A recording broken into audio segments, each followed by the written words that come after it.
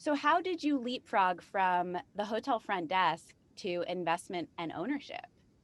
So I knew that I wanted to become a hotel owner, but I didn't know how. So I said, Okay. okay, well, let me start taking different positions that can educate me so that way I can learn and so that I can get me to one step closer.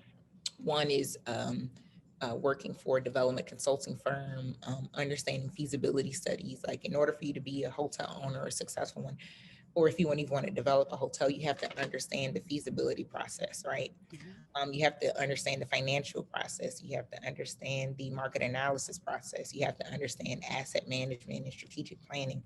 And so, without even really realizing it, that those are the jobs. Like, when I took the jobs, I was like, oh, this is going to Mm. help me become a hotel owner. A lot of people think they're like, it's like an overnight success, but this is the 14 year. Like, this is my 14 years, Yeah. and I'm pouring it in. Like, oh, all of my failures, all of my tears. This moment is actually, it's been so inspiring. I didn't realize it was a big deal. It's a really big deal. I didn't know. I guess it takes up because, like, so somebody, a little girl, she's 8 years old, and I'm her Black History project. I know, girl, in tears. That must feel so good. Yeah, I started crying. I was like, but then I also realized it's bigger than me. I've had so many support and love from the hospitality space. I mean, people who are like, you give me hope, especially during the pandemic. I tried to take, something negative and turn it into positive, right? People are sad and dying. You can't leave the house, you can't travel.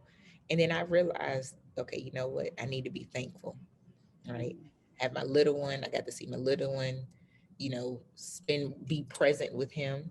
And I just have to get focused because you just don't know when your time is going to end. And Right. my grandmother passed away, unfortunately, last year. This was Sorry. pre-COVID. Hmm. And I told her I was going to buy a hotel, and I never bought one. And so after she passed, I felt really bad. Like, I was like, I didn't buy a hotel. I told her I was gonna do one thing, and I did not do that one thing. And so I just said that was it. That's all I was focusing on, was to buy a hotel. My day consists of me being on the phone all day, Hmm. trying to do deals, connect people, trying to raise capital, um, podcast interviews, and then at night after the baby goes to sleep, then I'm up working. Yeah. So that's my day every day. Yeah. So hotel ownership, hotel investment. So you're literally on the phone making deals, Yeah, every day, making connections. every day. Wow. That's And what I why was do you, doing right before this call. yeah. So why do you do it? Does it go back to your grandmother or does it go back to the fire inside of you? You know what? Um, so I I was passionate about increasing the percentage of African American hotel owners. That's always been like a passion of mine, or to Hmm. bring in more people of color in leadership roles or executive roles, right? But now girl, I'm telling you, this fire is it's just ignited in me because I've realized that. So I created an initiative where I want to create 221 Black hotel owners and investors in 2021. Hmm. That's amazing. And I know. And so the goal is to achieve that this year. So by December 31st, that is the goal. So literally, I'm not sleeping. So people want to know what's keeping me up tonight. I have to make that goal, right? Because Yeah. how when you like set out a goal, I Oh, have to yeah. do it, right? And so,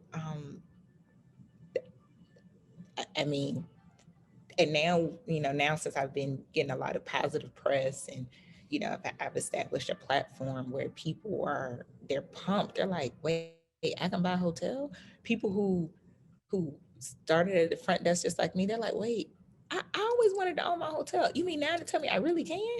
Wait, you mean to tell me I can? So now it's just like, and so when you have like an 8-year-old who's like, I want to buy a hotel too, you're like, Yeah. oh my gosh. So this is so much. So this is not even about me buying a hotel. This is for, so I'm doing it so everybody else can buy a hotel. Yeah. Wow. So what was one is now many, and many is 221 hotel Yeah. owners in And 2021. investors. Yeah, that's the Owners and goal. investors. Yeah, I mean, that's amazing. I'm trying. If anybody can do it, it's you.